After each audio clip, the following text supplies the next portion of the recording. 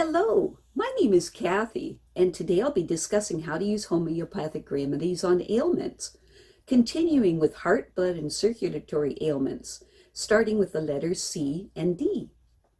But before I do this, I wanted to let you know that because I have a great many videos now on many different topics, that I've decided to make several different video playlists so that it's easier to find the videos of greatest interest. So please check out my playlist page. Please refer to my How to Use Homeopathic Remedies video before using the material in this video. I'll be discussing how to use homeopathic remedies on specific ailments, but I've broken these ailments into categories for easier reference. I'll begin with ailments of the mind and emotions, then I'll move on to ailments of the brain and nervous system. Then I'll address issues with your skin, nails, hair, eyes, ears, nose, teeth, gums, lungs, respiration, heart, blood, circulation, muscles, bones, joints, esophagus, stomach, duodenum, small and large intestines, liver, gallbladder, pancreas, kidney, bladder, then ailments specific to women and specific to men, then issues of the hormones and the metabolism, and after that I'll address the issues of homeopathic remedies on infections, infestations, and the immune system. Then issues surrounding fertility and pregnancy and surrounding childbirth and postnatal problems. Then homeopathic remedies that address special problems in infants, ailments and diseases in childhood, and special issues of adolescence. And finally, special issues of the elderly. Constitutional treatment involves treating the totality of the individual person. Everyone is a unique individual with a unique physiology that responds to substances differently.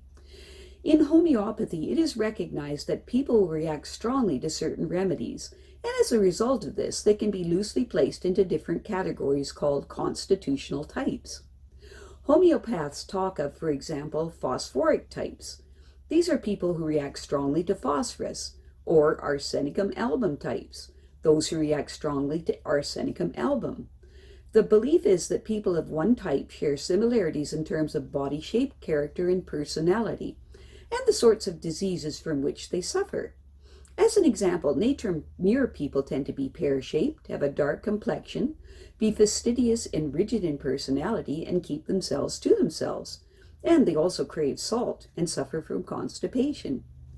As another example, lycopodium types tend to be tall, ganglion, of a stooped appearance, with an anxious expression and a craving for sweets, and a propensity to produce intestinal gas. Now, of course, constitutional types have their limitations. In reality, each person is an individual, and so there are as many constitutional types as there are human beings. And an account must be taken of the sum total of the person's inherent predispositions, past illnesses, diet, general reactions to the environment, intellectual and emotional features, and general attitude to life.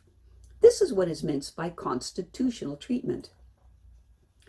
I'll be making detailed videos of the various constitutional types after I've completed the use of homeopathic remedies on ailments.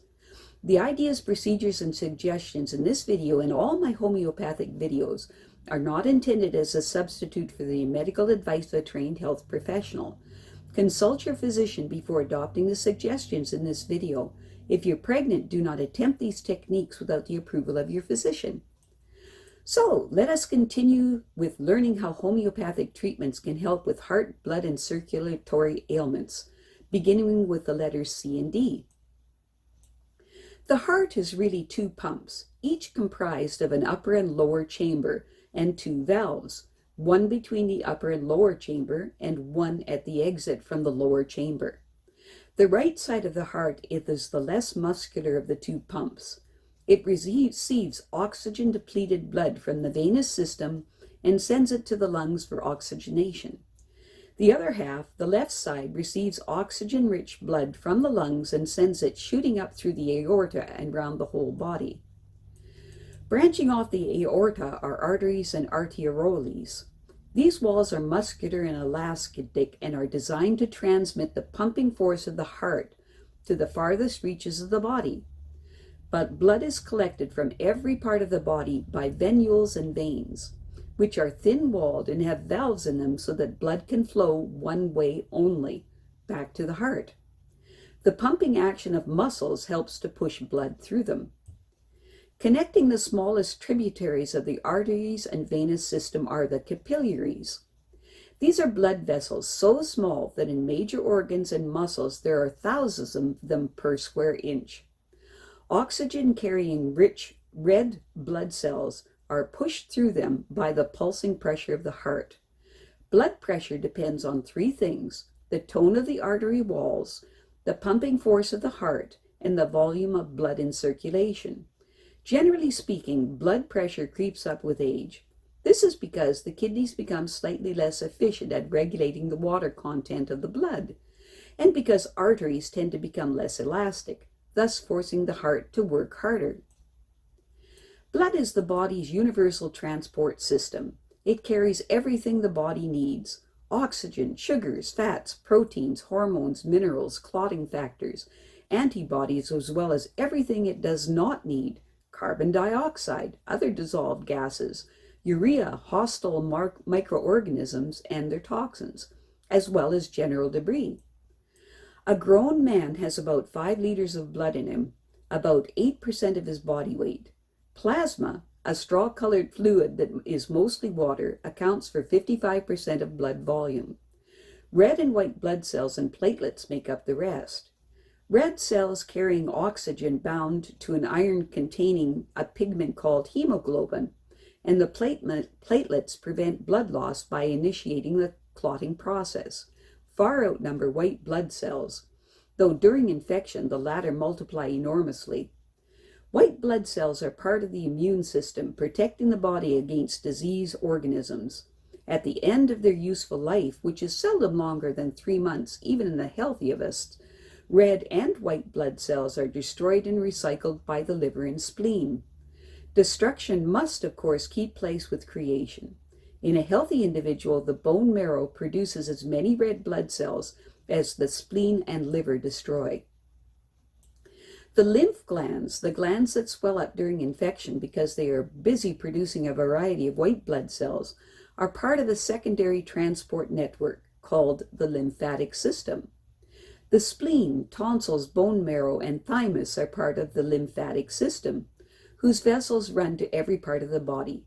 Lymph vessels have much thinner walls than veins, but like veins, they have one-way valves in them and depend on the pumping action of muscles for their circulation. They transport lymphocytes to sites of injury and infection, collect emulsified fats from the small intestines, and drain fluid from the spaces between the cells.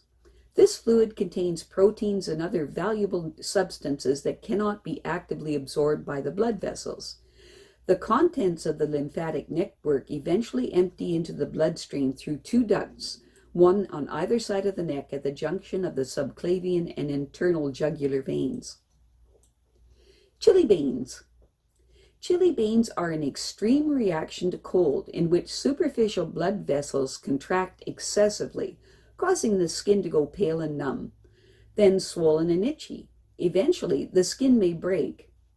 It is most common in the hands and feet. The problem gets worse with repeated exposure to cold and damp. If the remedies given below do not seem to be effective, see your doctor. Specific remedies to be taken every half hour for up to 6 doses. For chilblains that burn and itch, and the skin is red and swollen and not relieved by cold applications, use Agaricus 6C. For chilblains that get worse in cold weather and the person feels chilly and is prone to head sweats and puts on weight easily, use Calcarea 6C. For chilblains that are most painful when the limbs hang downward, with veins swollen and warmth makes the discomfort worse, use Pulsatilla 6C.